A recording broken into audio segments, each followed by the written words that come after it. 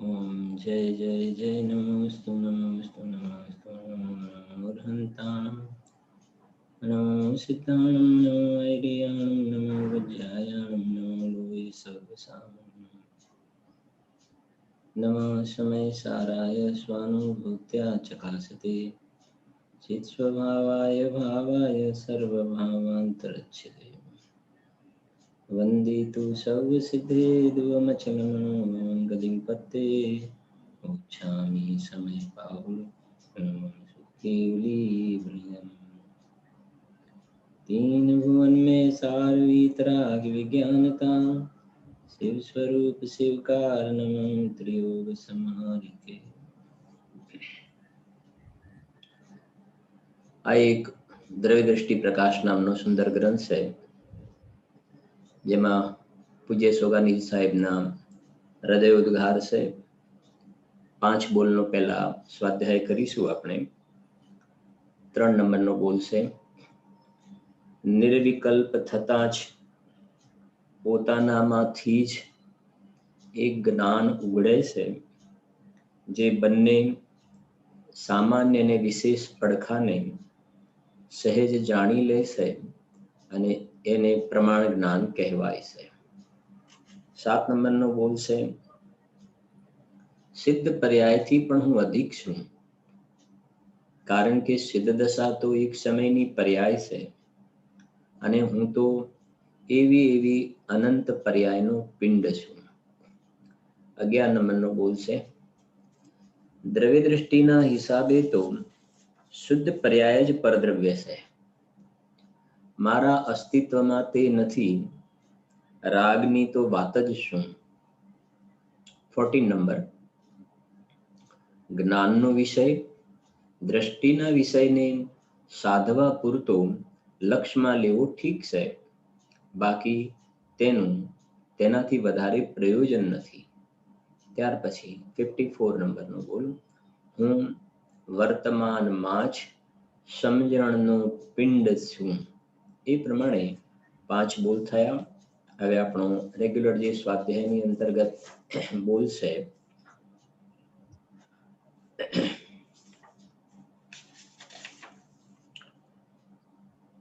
284 નંબરનો બોલ છે. 284 76 નંબરનું પેજ છે. 76 284 બોલ છે. શું કહે છે? જુઓ,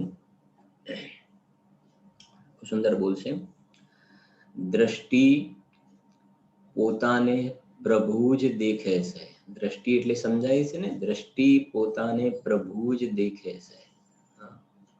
એટલે કે અહીંયા દ્રષ્ટિ પોતાને પ્રભુ જ દેખે છે એનો અર્થ પૂજ્ય ગુરુદેવ શ્રીનું માંગલિક છે ને, કે હું પરમાત્મા છું એમ નક્કી કર.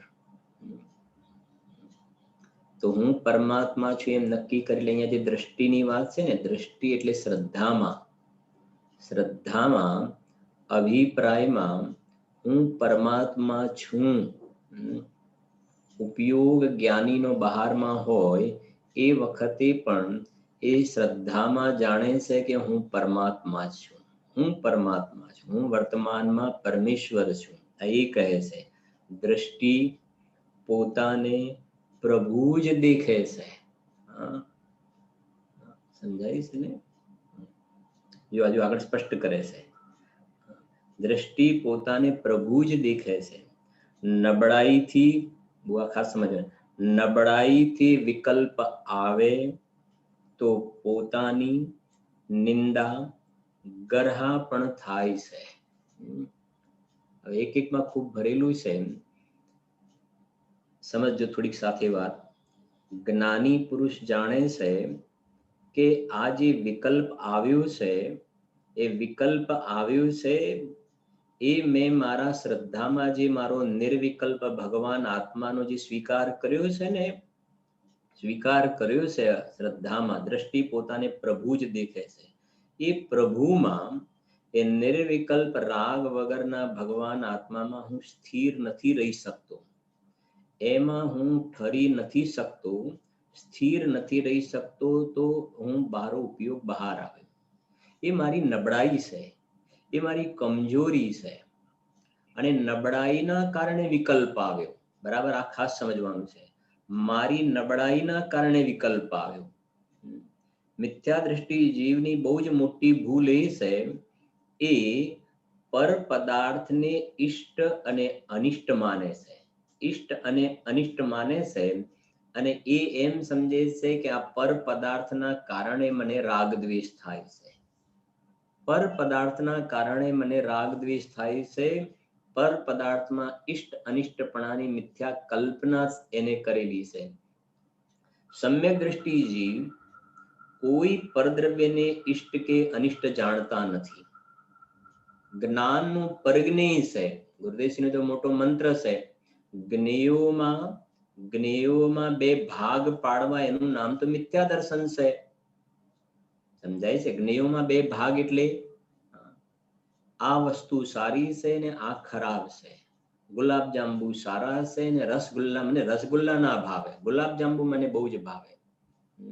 મને ખમણ બહુ ભાવે પણ મને ભજીયા બિલકુલ ન ભાવે. સમજાય? એકને ઇષ્ટ માન્યું, એકને અનિષ્ટ માન્યું. મને લાલ રંગ તો બિલકુલ ના ગમે. આમ જાણે નફરત પણ એવી રીતે કરે કે જાણે એને કોઈ મોટો ગુનો કરી નાખ્યો હોય ને. આમ પ્રેઝન્ટેશન, મને લાલ રંગ તો જરીએ ના ગમે એમ. મને તો ના ગમે, કોઈને પહેર્યો હોય તો મને લાલ રંગની બહુ ચીડ મને. આવી જાતિના શબ્દના પ્રયોગ કરે છે અજ્ઞાનીનું જે છે ને સ્તર. એ કહે છે કે એકને ઇષ્ટ અને એકને અનિષ્ટ જાણીને રાગ દ્વેષ કરે છે. અત્યારે આપણે એમાં વધારે જતા નથી. એ પરદ્રવ્યના કારણે જે રાગ દ્વેષ થયો એને પરદ્રવ્યને કારણ જાણ્યું, એટલે પરમાં ફેરફાર કરવાની બુદ્ધિ રહે છે.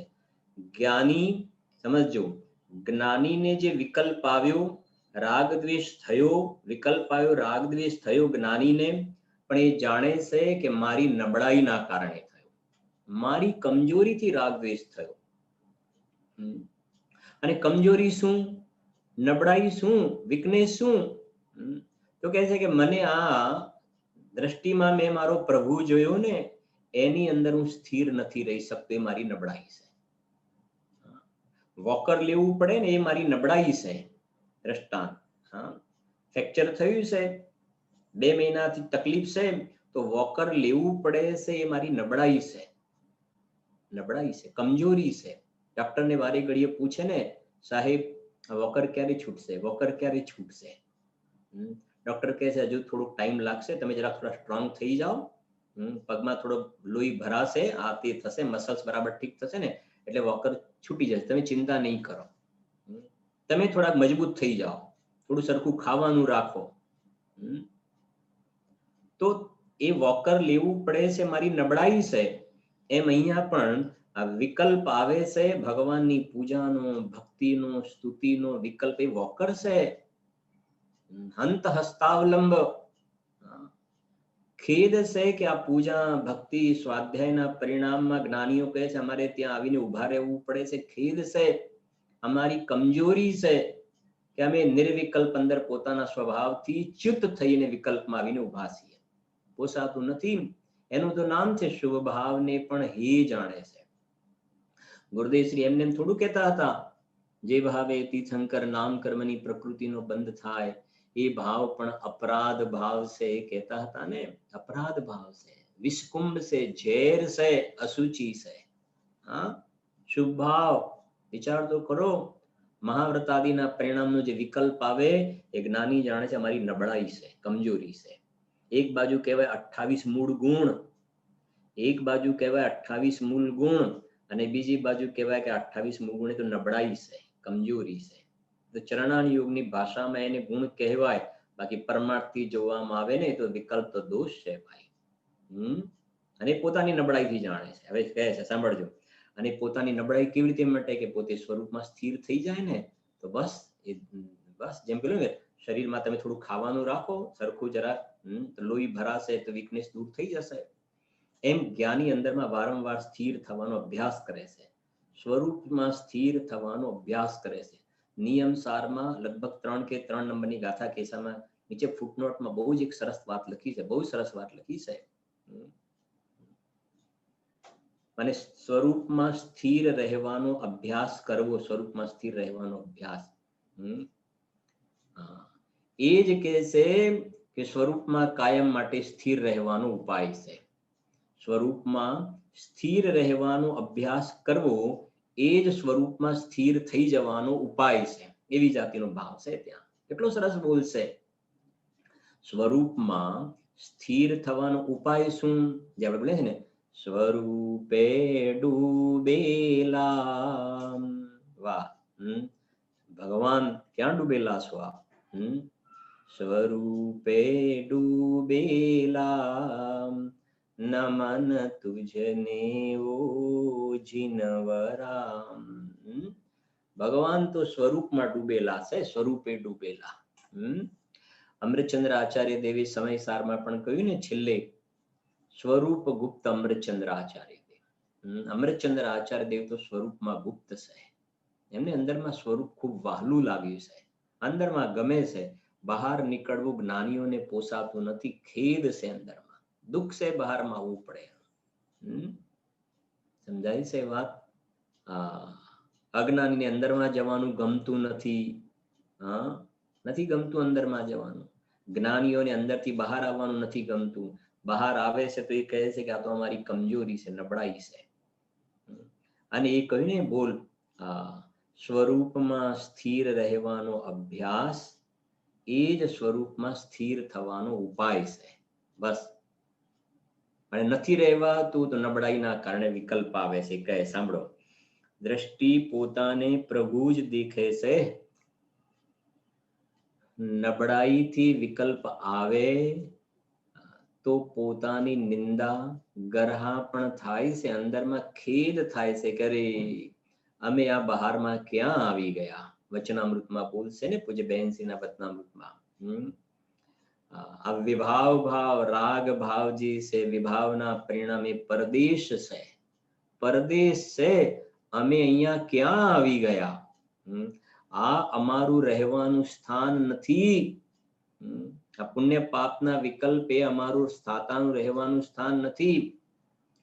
અમે ત્વરાથી ઝડપથી અમારા મૂળ વતનમાં જવા ઈચ્છીએ છીએ કે જ્યાં બધા અમારા છે, જ્યાં બધા અમારા દર્શન, જ્ઞાન, ચારિત્ર વગેરે અમારા છે. આ છે અમે ક્યાં આવી પડ્યા, ક્યાં હતા ને ક્યાં આવી ગયા. અંદરમાં હતા ને બહારમાં આવી ગયા, એનો ખેદ છે.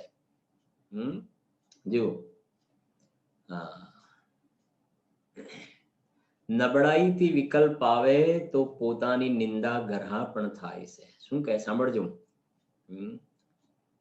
હું પામર છું એવો પણ વિકલ્પ આવે છે. આવો પણ વિકલ્પ આવે છે, પામર છું એવો.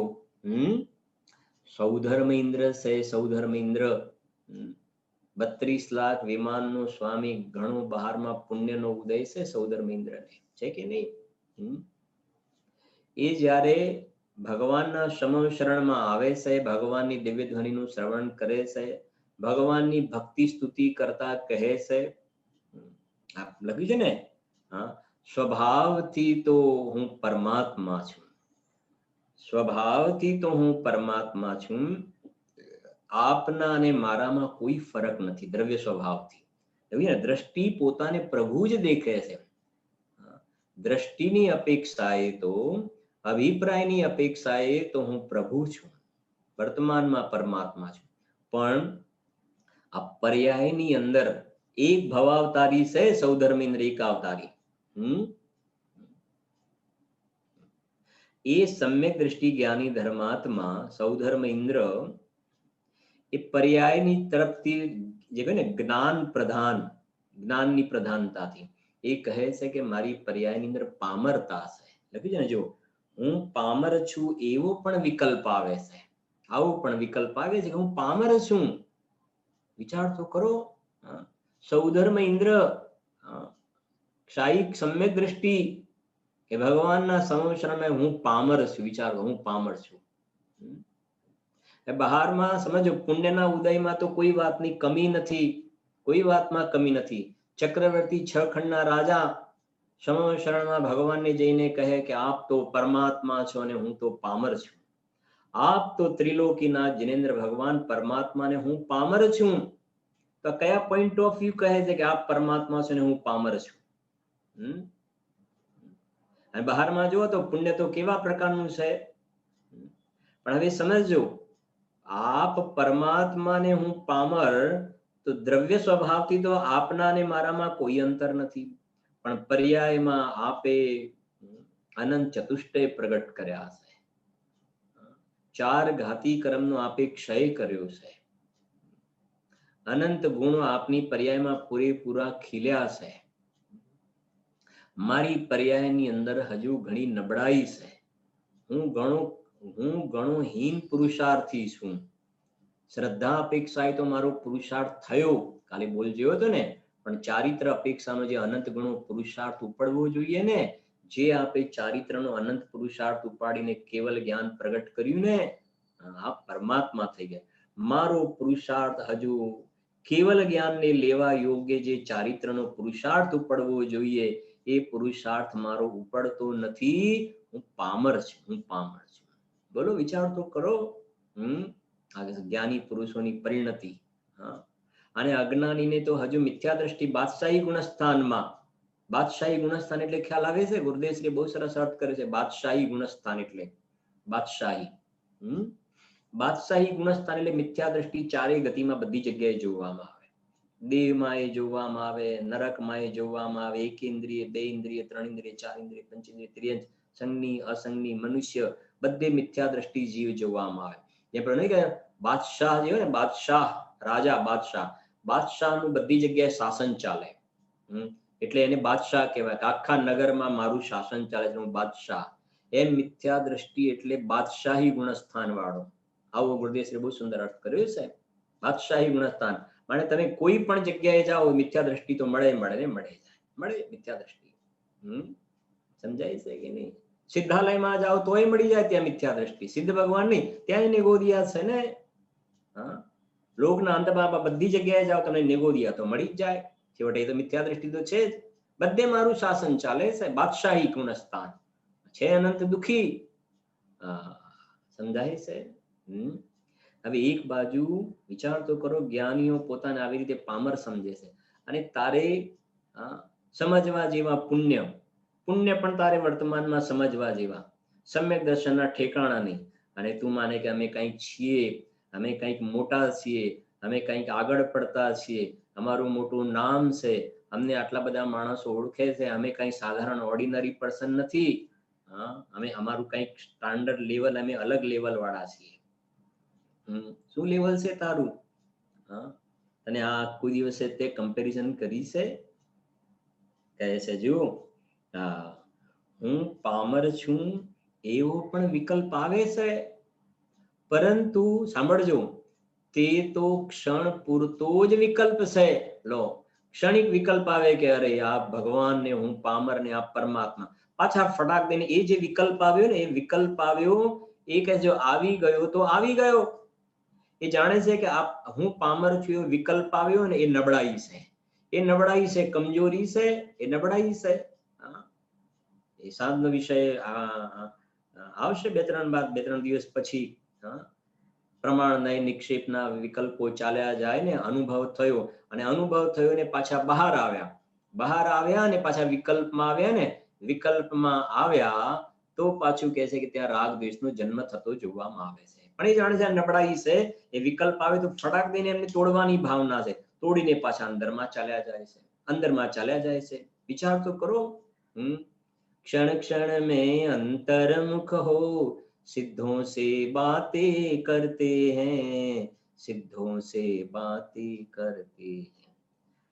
કેટલા ન્યાય નીકળે છે આમાં, સાંભળો જરા. કેટલી વસ્તુઓ સિદ્ધ થાય છે. એ અંદરમાંથી બહાર આવ્યા, વિકલ્પ આવ્યો, ભગવાનની પૂજાનો, ભક્તિનો, સ્તુતિનો, પોતાના સ્વરૂપનો પ્રમાણ નયથી વિચાર કરવાના, ચિંતન મનનનો જે વિકલ્પ આવે ને, વિકલ્પ એ છે શુભ ભાવ, અને એને તોડીને પાછા અંદરમાં ચાલ્યા જાય છે. એનો અર્થ એ થઈ ગયો ને, એ શુભ વિકલ્પને પણ હે જાણે છે, એ શુભ પરિણામને પણ હે જાણે છે, છોડવા જેવા વિકલ્પ જાણે છે. એમાં ઉપાદેયપણું નથી. જો એમાં ઉપાદેયપણું હોય ને તો એ વિકલ્પ વખતે પોતે એમ ન સમજે કે હું પામર છું. જો એ વિકલ્પ ઉપાદેય હોય તો એમાં પોતાની પામરપણાનો સ્વીકાર ન કરત, પણ એ વિકલ્પ વખતે એમ સમજે છે કે હું તો પામર છું, આ પામરપણું છે, કમજોરી છે, એ બતાવે છે કે આ રાગ ભાવ હે છે, શુભ રાગ પણ ઝેર છે, હે છે. આવું છે. લો, પરંતુ તે તો ક્ષણ પૂરતો જ વિકલ્પ છે, આવી ગયો તો આવી ગયો. કોઈ જ્ઞાનીને તો, હવે જો કે છે, કોઈ જ્ઞાનીને તો દ્રષ્ટિબળ ઉગ્ર હોવાથી નિંદા ગરહાનો વિકલ્પ ઓછો પણ આવે, કોઈને થોડો વધારે આવે, કોઈને ઓછો આવે. એ નબળાઈ જે છે ને એને પુરુષાર્થની કમજોરી સાથે ડિપેન્ડન્ટ છે. એવો કોઈ નિયમ નથી કે વધારે દરેકને સરખો જ આવે, એવું કોઈ જરૂરી નથી. નેક્સ્ટ બોલ 285. આગળ નેક્સ્ટ બોલ 285 શું કહે છે? જો બહુ સુંદર બોલ છે. જેમ ઇન્જેક્શન હંમેશા લેવાની જેને ટેવ થઈ ગઈ છે, શું કહે છે? ઇન્જેક્શન ઘણી હોય છે ને, રોજ પેલા ઇન્જેક્શન લેવા પડે, ટેવ જેને થઈ ગઈ છે તેને, હવે આગળ કહે છે, તેને ઇન્જેક્શન લીધા વિના ચેન પડતું નથી. બહુ ધ્યાનથી શાંતિથી સાંભળજો. એક એક બોલ એવા છે આમ નીચેથી જમીન ખસવા લાગે કે આ તમે શું બોલો છો, શું તમે ઇન્જેક્શન લીધા વગર ચેન નથી પડતું જેને ટેવ હોય ને. હવે કહે છે તે રીતે સાંભળવા વગેરેની, એટલે જીનવાણી સાંભળવાની હો, તે રીતે સાંભળવા વગેરેની જેને ટેવ થઈ ગઈ છે,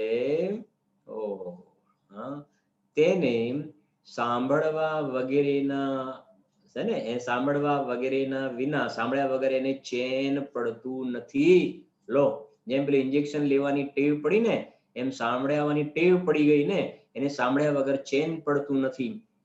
પછી આગળ કે સાંભળ્યું, પરંતુ સાંભળવા વગેરેના ભાવમાં તીવ્ર નિષેધ આવ્યા વિના છૂટી શકાશે નહીં. સ્વરૂપ દ્રષ્ટિના બળ પર સમસ્ત પ્રકારના શુભ ભાવ પરલક્ષી ભાવનો નિષેધ આવ્યા વિના તે શુભ ભાવો છૂટતા નથી. વાહ, એવો સરસ બોલ છે.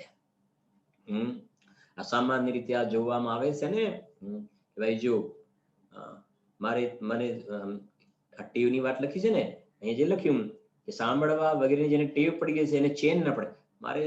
મને સ્વાધ્યાય ન થાય, દિવસમાં 4 કલાક તો મારે 2 ગુરુદેવસિંહના પ્રવચન, એક આમનું પ્રવચન, એક આમનું પ્રવચન, આટલું તો ખરું મને સાંભળ્યા વગર ચેન પડે જ નહીં.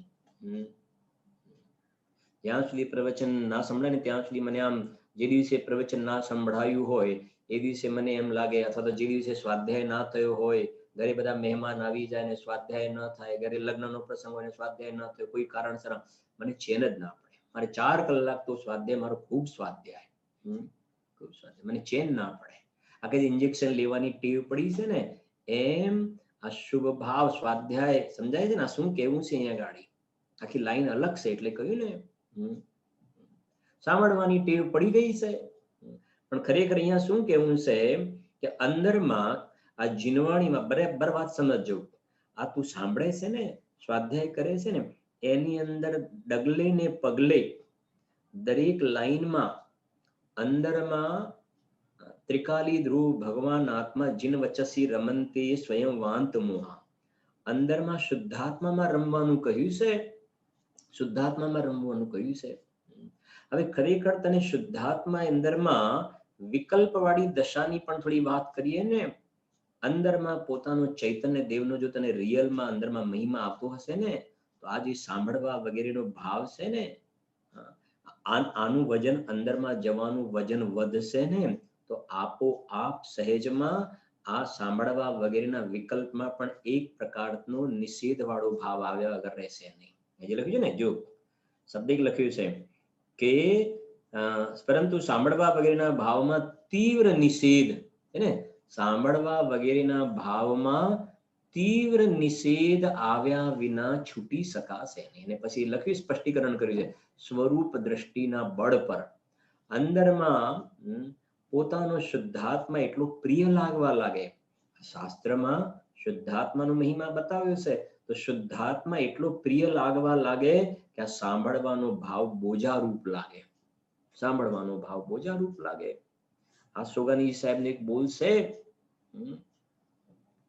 સામાન્ય રીતે વ્યક્તિઓની ટેન્ડન્સી કેવી હોય છે કે છેલ્લા ટાઈમે એને બધા સંભળાવે ને, 1 મહિનો બીમાર રહ્યા તો આમને સંભળાવી, પછી આમને સંભળાવી, પછી આમને સંભળાવી, પછી કેસેટ સંભળાવી, પછી ગુરુદેવના પ્રવચન, પછી વિદ્વાનો બધા કોઈ વારા પરથી વિદ્વાનને બોલાવે, 1 મહિના સુધી બરાબર, પછી એનું નામ પણ પડી જાય, કદાચ એનું સમાધિ મરણ થઈ ગયું. સમજાય છે કે નહીં? સોગાની સાહેબનો બોલ છે કે અંદરમાં છેલ્લે પણ જો તને મને કોઈ સંભળાવે એવી જાતિનો ભાવ આવે છે ને, તો સરવાળે તો તારી દ્રષ્ટિ તો પરલક્ષી જ્ઞાન થયું. કોઈ મને સંભળાવે તો ઉપયોગ તો બહાર ગયો ને ત્યાં તારો. સોગાની સાહેબ તો ના પાડે છે. એવી જાતિની કાયરતા ન હોવી જોઈએ. અંદરમાં જ પોતે એવો તૈયાર હોવો જોઈએ કે બસ હું પોતે સ્ટ્રોંગ છું, મને કોઈ સંભળાવે ને હું મારા પરિણામ સ્થિર રહે, તો એ તો ઉપરથી અસ્થિરતા થઈ જાય છે, ઉપયોગ બહાર જાય છે. આવી મારે કમજોરી ના જોઈએ. મને કોઈ સંભળાવે તો મારા પરિણામ સ્થિર નહીં, હું પોતે જ અંદરમાં એવો સ્ટ્રોંગ છું, મારે કોઈ સંભળાવે એવી પરાધીનતાની જરૂર નથી. અહીંયા એ ભાવ પડ્યા છે. અંદરમાં તીવ્ર નિષેધનો ભાવ આવે, તીવ્ર નિષેધનો ભાવ.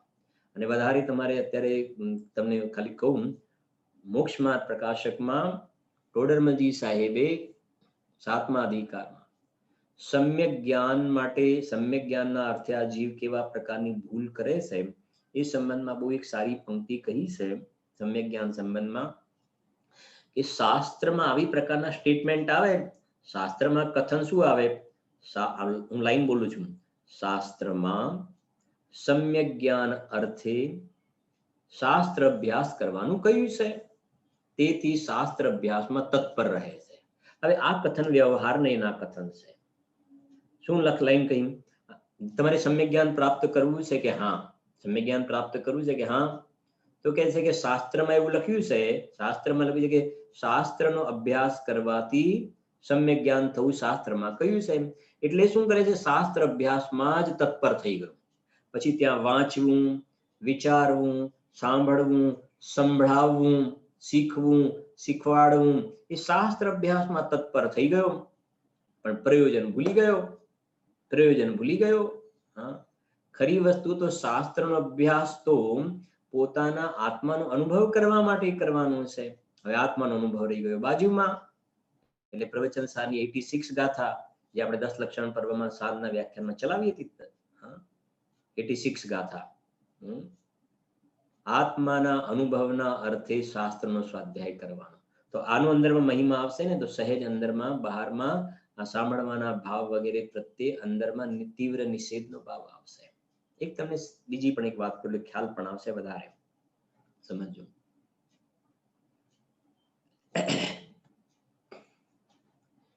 સમાવ શરણમાં ભગવાનની જે દિવ્ય ધ્વનિ ખરે ને, ભગવાનની દિવ્ય ધ્વનિ ખરે, તો ભગવાનની દિવ્ય ધ્વનિનું શ્રવણ કરી અને કેટલાય જીવો છે ને દિવ્ય ધ્વનિનું શ્રવણ કરીને અંદરમાં પોતે સ્વરૂપમાં ડૂબી જાય, અંદરમાં ડૂબી જાય. તો અંદરમાં ડૂબી ગયા ને, તેનો મતલબ ભગવાનની વાણી શ્રવણ કરવાનો જે ભાવ હતો ને, એના પ્રત્યે આ અંદરનું એટલું જોર આવ્યું કે પેલા પ્રત્યે નિષેધનો ભાવ થઈ ગયો. સમજાય છે ને? અંદરનું એટલું જોર આવ્યું સ્વભાવનું કે પેલા પ્રત્યે નિષેધનો ભાવ થઈ ગયો. અને આવું ભગવાનની વાણીમાં આવી વાત. ન્યાય સમજો. ભગવાનની વાણીમાં આ ભગવાન આત્માનો એવો મહિમા આવ્યો, ભગવાનની વાણીમાં ભગવાન આત્માનો એવો મહિમા આવ્યો, તો આ જીવ ભગવાન આત્મામાં ડૂબી ગયો, તો ઓટોમેટિકલી નેચરલી ભગવાનની વાણીનો નિષેધ થઈ ગયો. ભગવાનની વાણી તરફનું લક્ષ્ય છૂટી ગયું. ભગવાનની વાણી તરફનું લક્ષ્ય છૂટી ગયું ને જીવ અંદરમાં ચાલ્યો ગયો ને, એનું નામ છે એ તરફે તીવ્ર નિષેધનો ભાવ થઈ ગયો. ત્યાં ગુરુદેવના પ્રવચનમાં એક બહુ સરસ બોલ આવે છે ને, શરણમાં ભગવાન ભગવાન આ ભગવાન આત્માને ભગવાન કહીને બોલાવે છે. ગુરુદેવજીના પ્રવચનોમાં છે, નાઈરોબીના પ્રવચનમાં છે મોટે ભાગે. સમવ શરણમાં ત્રિલોકીના જિનેન્દ્ર ભગવાન બધા બેઠેલા જીવો છે ને, એ કહે છે ભગવાન આત્માને ભગવાન કહીને બોલાવે છે, ભગવાન કહીને બોલાવે છે. તો પછી અંદરમાં પાત્ર તૈયાર જીવ છે ને, એ ભગવાન કહીને બોલાવે છે, અંદરમાં જોવે છે જો અરે બસ એ પેલી બાજુ તરફનો ભાવ ચાલ્યો ગયો ત્યાં આગળ. પછી વ્યવહારથી કથન કરવામાં આવે એ વાત અલગ છે બધા. કે ભવી ભાગન વચ્ચે જોગે વસાય, તુમ ધુની હે સુની વિભ્રમ નસાય.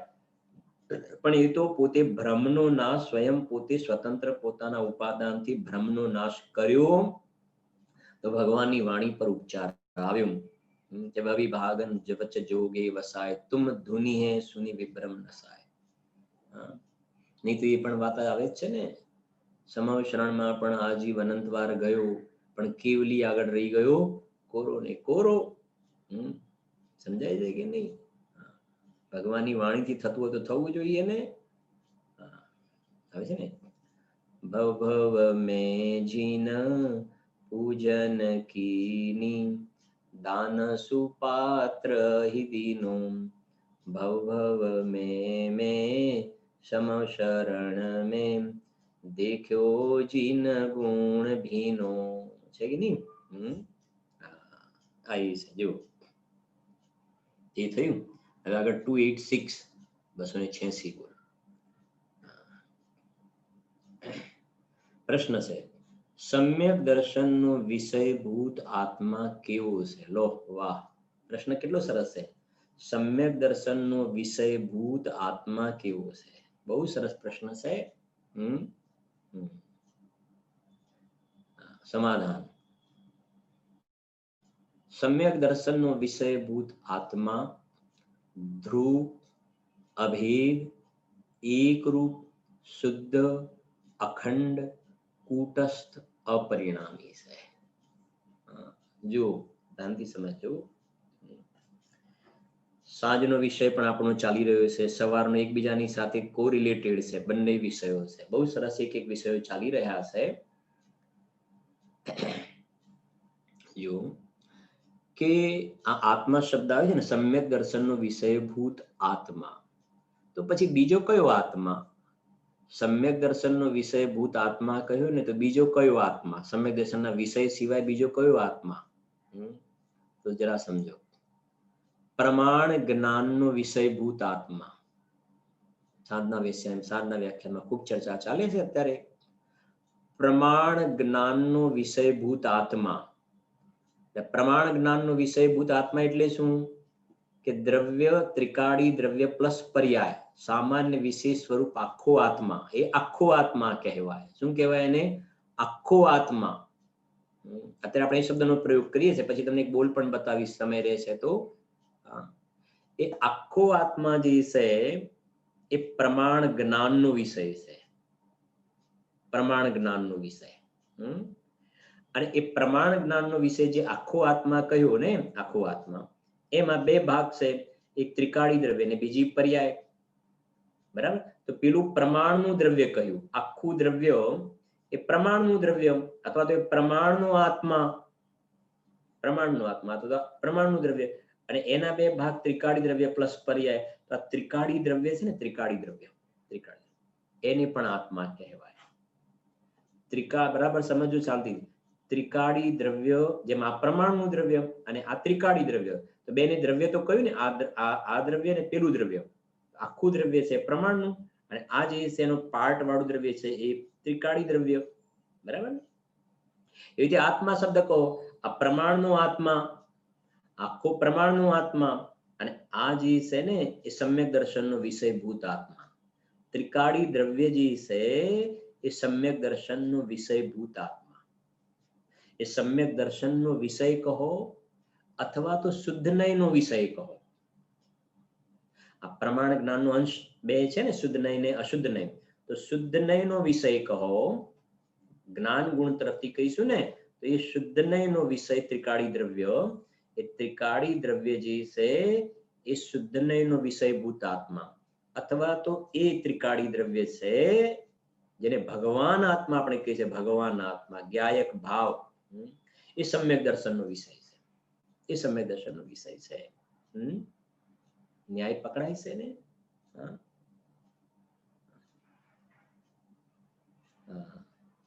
તો જરા સમજીએ, પછી હશે તો જોઈએ છે બોલ બીજો છે આમાં. સાંભળજો. હવે અહીંયા કહ્યું છે સમ્યક દર્શનનો વિષયભૂત આત્મા કેવો છે. સત્રડાર ગાથા.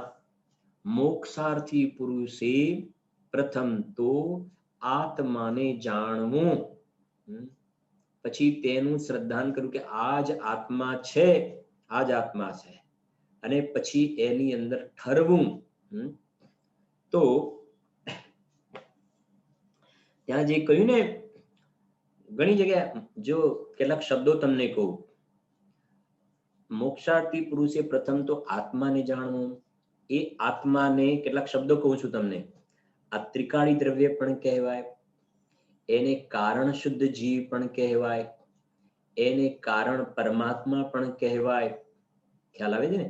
એને જીવ રાજા પણ કહેવાય, એને અબદ્ધ સ્પષ્ટ અનન્ય નિયત અવિશેષ અણસંયુક્ત એને જ્ઞાયક ભાવ કહેવાય, છઠ્ઠી ગાથા. એને ભૂતાર્થ કહેવાય, 11મી ગાથા.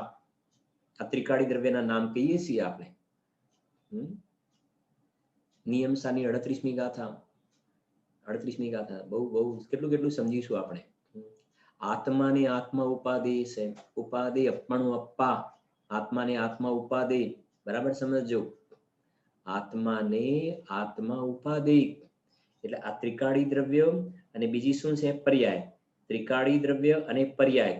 તો પર્યાયે આ આત્માનો સ્વીકાર કર્યો, પર્યાયે આ આત્માનો સ્વીકાર કર્યો ને, તો આ પર્યાયનું નામ પણ આત્મા, આ વ્યવહાર આત્મા. જે પર્યાયમાં આ ભગવાન આત્માનો સ્વીકાર થયો ને, તે પર્યાયનું નામ વ્યવહાર આત્મા. એટલે આત્માને આ આત્મા ઉપાધિ છે. સમજી ગયા ને? આત્માને આ આત્મા ઉપાધિ છે. અને આખો આત્મા એ પ્રમાણનો આત્મા. ફરીથી 3 આત્મા ઉભા થઈ ગયા તમારી સામે. બરાબર? આખો આ પ્રમાણનો આત્મા. આ એક ત્રિકાળી દ્રવ્યને ભગવાન આત્મા કહ્યું.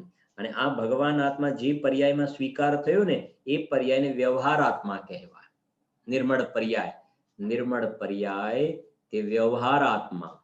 ત્રિકાળી દ્રવ્ય તે ભગવાન આત્મા.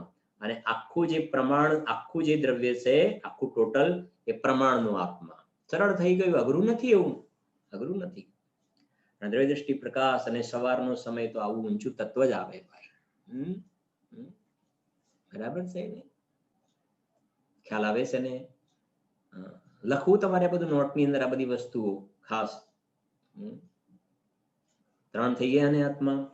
ત્રિકાળી દ્રવ્ય એનું નામ, બીજું નામ આપણે આત્મા જોડવું તો ત્રિકાળી દ્રવ્યને ભગવાન આત્મા કહીશું. એનો જે પર્યાય સ્વીકાર કર્યો એને વ્યવહાર આત્મા કહીશું. અને આ બધું ભેગું કરો ને, એ પ્રમાણનો આત્મા થઈ ગયો. હવે અહીંયા એ વાત છે કે સમ્યક દર્શનનો વિષયભૂત આત્મા કેવો છે? સમ્યક દર્શનનો વિષયભૂત આત્મા તો આ ત્રિકાળી દ્રવ્ય એને પકડો તો કહેજો. સમ્યક દર્શનનો વિષયભૂત આત્મા, આત્મા શું લખી છે? ધ્રુવ છે. કાયમ ટકવા વાળું ધ્રુવ તત્વ છે. ધ્રુવ છે. અને એની સામે આ જે પર્યાય છે ને, પર્યાય, બે વસ્તુ સાથે આપણે કમ્પેર કરીશું તો ખ્યાલ આવશે. આ જે અંદરમાં 2 પડખા કયા, તો એમાં જે ટકવા વાળું તત્વ સમ્યક દર્શનનો વિષયભૂત ત્રિકાળી દ્રવ્ય એટલે ધ્રુવ છે. અને આ સામે પર્યાય અધ્રુવ છે. અધ્રુવ છે. એટલે સમ્યક દર્શનના વિષયમાં આ આવે, આ નહીં આવે. આ તો ખાલી હાથમાં ઈશારો કરીને બતાવું છું. બીજું કોઈ આપણી પાસે હંત હસ્તાવલંબ ખેદ છે કે આવી રીતે સમજાવવું પડે છે. ખેદ છે. બાકી કઈ અહીંયા કઈ છે ને, અહીંયા દ્રવ્ય છે, અહીંયા એવું કઈ નથી. વચ્ચે કહ્યું ને ભાઈ આકાશમાં ચાંદો છે તો સીધો ખબર નથી પડતો. આનાથી બધી તમે મારી આંગળી સામે જુઓ, તમને ચાંદો દેખાશે. તો આપણે સીધો અહીંયા આંગળી સામે જઈને પછી ત્યાં જોયું તો અહીંયા ચાંદામાં અહીંયા થોડા છે. તો આ સમજાવવું પડે છે આવી રીતે. તો જુઓ, આ ત્રિકાળી દ્રવ્ય કાયમ ટકવા વાળું એટલે ધ્રુવ, અહીંયા પર્યાય ક્ષણભંગુર છે. તો શુદ્ધ નયનો વિષય કહો, એ સમ્યક દર્શનનો વિષય કહો, આ ત્રિકાળી દ્રવ્ય છે. પછી બીજું છે કે ધ્રુવ, પછી શું લખ્યું છે? અભેદ. આ ત્રિકાલી દ્રવ્ય જે છે ને અભેદ છે, અને સમ્યક દર્શનનો વિષય એમાં કોઈ પણ પ્રકારના પર્યાયના ભેદ દેખાતા નથી. પર્યાયના ભેદ નથી દેખાતા. ગુણ ગુણીનો ભેદ નથી દેખાતો, ગુણોનો પણ ભેદ નથી દેખાતો. એ બધો વ્યવહાર નયનો વિષય છે, અશુદ્ધ નયનો. સમ્યક દર્શનનો વિષય જે છે તો અભેદ. આ જ્ઞાન દર્શન ચારિત્ર એવો ભેદ નહીં, અભેદ. પછી લખે છે એક રૂપ. એક રૂપ પર્યાયમાં અનેક રૂપપણું જોવામાં આવે. પહેલું ગુણસ્થાન, ચોથું ગુણસ્થાન, મુનિ દશા, શ્રેણી, અરહંત દશા, સિદ્ધ દશા, એ પર્યાયની અંદર અનેક રૂપપણું જોવા. એ અનેક રૂપપણું જોવામાં આવે એ સમ્યક દર્શનનો વિષય નહીં, એ વ્યવહાર નયનો વિષય, અશુદ્ધ નયનો વિષય. પછી એક રૂપ. પછી શુદ્ધ છે એ પર્યાયની અંદર ભલે મલિનતા મોહ રાગ દ્વેષ પર્યાયમાં ભલે હોય, પણ એ સમ્યક દર્શનનો વિષય નથી, એ શુદ્ધ નયનો વિષય નથી. 72 ગાથા કે આ અંદરમાં ભગવાન આત્મા જે છે ને પોતે એ તો પરમ પવિત્ર તત્વ છે, શુદ્ધ બુદ્ધ ચૈતન્ય ઘન આવ્યો હતો ને બોલ, બસ પર્યાપ્ત વાત છે, એટલામાં બધું આવ્યું. શુદ્ધ બુદ્ધ ચૈતન્ય ઘન સ્વયં જ્યોતિ સુખધામ. એ શુદ્ધ છે, પરમ પવિત્ર છે, એને શુદ્ધ નથી થવાનું. સમયસરમાં ગાથા છે ને, જે શુદ્ધ જાણે આત્મને તે શુદ્ધ આત્મ જ મેળવે. તો જે શુદ્ધ જાણે આત્મને આવે, ત્યાં પણ આત્મ શબ્દ આવ્યો. જે શુદ્ધ જાણે આત્મને, તો કયો આત્મા લેવાનો? કે ત્રિકાળી દ્રવ્ય વાળો આત્મા. તે શુદ્ધ આત્મ જ મેળવે, તો પર્યાયની અંદર શુદ્ધતા પ્રગટ થઈ ગઈ.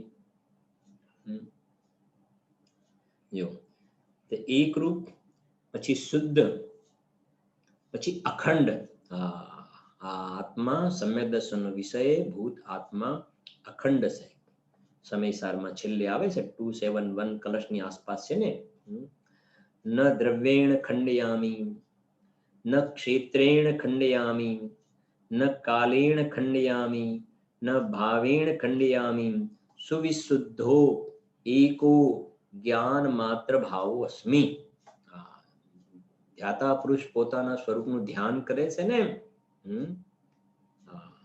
શ્રદ્ધાનું શ્રદ્ધેય, આજે સમ્યક દર્શનનો વિષય, શ્રદ્ધાનું શ્રદ્ધેય કેવું છે, ધ્યાનનું ધ્યેય કેવું છે, શુદ્ધ નયનું જ્ઞેય કેવું છે? તો કહે છે ન દ્રવ્યેણ ખંડયામી. આજે ગુણ પર્યાય વાળું દ્રવ્ય, તો એવા ગુણ પર્યાયના ભેદ નથી દેખાતા. ન દ્રવ્યેણ ખંડયામી, પહેલો બોલ. શુદ્ધ નયનો વિષય જે છે એમાં દ્રવ્ય પર્યાયના ભેદ નથી દેખાતા. ન દ્રવ્યેણ ખંડયામી. પછી બીજો બોલ, ન ક્ષેત્રેણ ખંડયામી. ન ક્ષેત્રેણ, આ તમારી બધી નોટમાં લખવું અને પ્રવચન પછી શોધી કાઢવું આ બધું. ન ક્ષેત્રેણ ખંડયામી. ક્ષેત્રેણ ખંડયામી એટલે આત્મા જે અસંખ્ય પ્રદેશી છે, અસંખ્ય પ્રદેશી, એમાં પ્રદેશનો ભેદ નહીં જોવો, પ્રદેશ ભેદ ના જોવો. એનું નામ છે ન ક્ષેત્રેણ ખંડયામી. પછી ન કાલેણ ખંડયામી. કાલેણ ખંડયામી, આ પર્યાય એક સમયની જે પર્યાયના બધા ભેદો છે ને એ ન જોવા. ન કાલેણ ખંડયામી. અને ન ભાવેણ ખંડયામી. ન કાલેણ ખંડયામી, સમયસાની છઠ્ઠી ગાથા. ન ભાવેણ ખંડયામી, સમયસાની સાતમી ગાથા. ગુણોનો ભેદ નહીં જોવો, ગુણ ભેદથી પણ ભિન્ન, પર્યાયના ભેદથી પણ ભિન્ન, પ્રદેશના ભેદ પણ ન જોવા, દ્રવ્ય ગુણ પર્યાયના ભેદ પણ ન જોવા. આ બસ અખંડ એક જ્ઞાન માત્ર ભાવ અસ્મિ. કાલે બોલ આપ્યો હતો ને, સમ્યક દ્રષ્ટિ ચક્રવર્તી 6 ખંડે નથી સાધતા, આવો અખંડ એક આત્માની સાધના જ્ઞાની કરે છે. પછી અખંડ છે, પછી કૂટસ્થ છે. કૂટસ્થ નિષ્ક્રિય છે, કૂટસ્થ નિષ્ક્રિય. પરિણામ જે છે પર્યાય અંદર ચેન્જીસ જોવામાં આવે છે ને, રાગ દ્વેષ ક્રોધ અશુદ્ધ ઉપયોગ શુદ્ધોપયોગ, એવું એમાં જોવામાં આવતું નથી. એ કૂટસ્થ છે અને અપરિણામી છે. જે પરમ પારિણામિક ભાવ અપરિણામી છે, 4 ભાવ પર્યાય રૂપ છે, એવો આ શુદ્ધ નયનો વિષયભૂત ભગવાન આત્મા પર્યાય રૂપ નથી, અપરિણામી છે. એ પ્રમાણે ટુ 86 બોલ સુધીનો આપણો સ્વાધ્યાય થયો. વિશેષ ચર્ચા કાલના स्वाध्याय।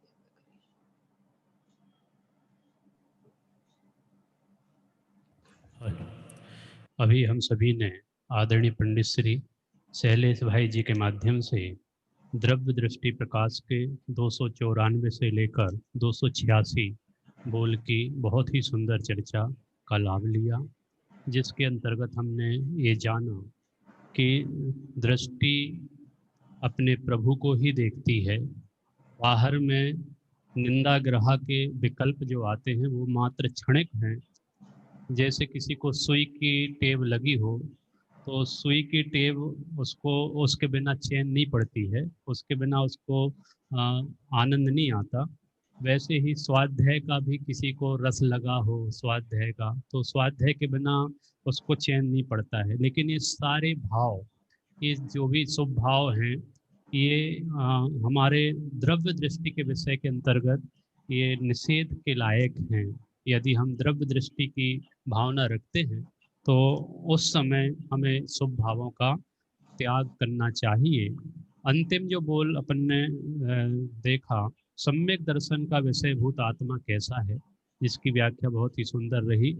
जो ध्रुव है, जो अभेद है, जो एक रूप है, शुद्ध है, अखंड है, कूटस्थ है, अपरिणामी है, तो कैसे ध्रुव है, कैसे अभेद है। चार भावों के माध्यम से आदरणीय भाई साहब ने समझाया, पंडित जी साहब ने, कि ये ना तो द्रव्य से खंडित होता है, ना क्षेत्र से खंडित होता है, ना भाव से खंडित होता है, ना काल से खंडित होता है। जैसे छठवीं और सातवीं गाथा के आधार से कहा कि काल वाला जो प्रकरण है वो छठी गाथा में, और भाव वाला प्रकरण जो है वो सातवीं गाथा के आधार से अपन देख सकते हैं। तो ऐसे एक ध्रुव तत्व की दृष्टि वो सम्यक दर्शन का विषय है। वह ध्रुव कैसा है, वो अभेद है, वो एक रूप है, वो शुद्ध है, वो अखंड है। उसकी आप कैसे कल्पना कर सकते हैं, कैसा उसका चिंतन कर सकते हैं। तो ये बहुत ही सुंदर और मार्मिक दृष्टि का विषय, प्योर माल समझो, नवनीत है एक तरह से। तो इस प्रकार से बहुत ही सुंदर चर्चा द्रव्य दृष्टि प्रकाश के आधार से पंडित जी के श्रीमुख से हमें सुनने को मिल रही है। संध्या काल में भी समझो इक्वल विषय चल रहा है, वहाँ पे भी सम्यक दर्शन और अनुभव की चर्चा है, और यहाँ पर भी द्रव्य दृष्टि की चर्चा है। शाम को ठीक 9 बजे से 9:45 तक नाटक समयसार के आधार से CYF चैनल पर आप प्रवचनों का लाभ ले सकते हैं। और अभी आप सभी से निवेदन है, अपने स्थान पे खड़े होके जिनवाणी का विनय करेंगे। निज निधि निज में बताई, यह अनंत उपकार है। उसके लिए जिन वाणी माँ को वंदना सतबार है, वंदना सतबार है।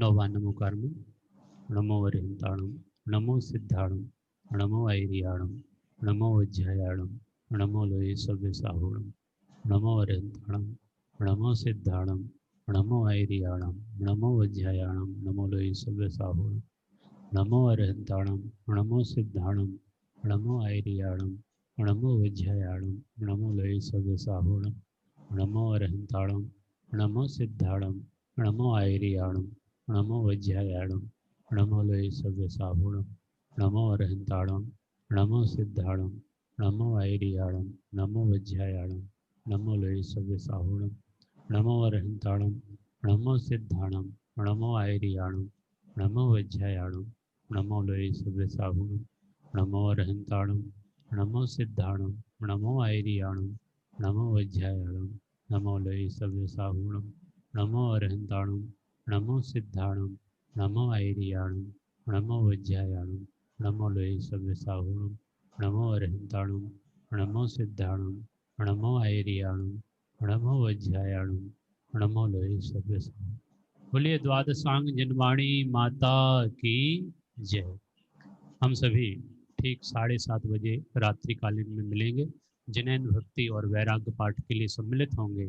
तब तक के लिए आप सभी को सादर जय जिनैन, सादर चैतन्य वंदन।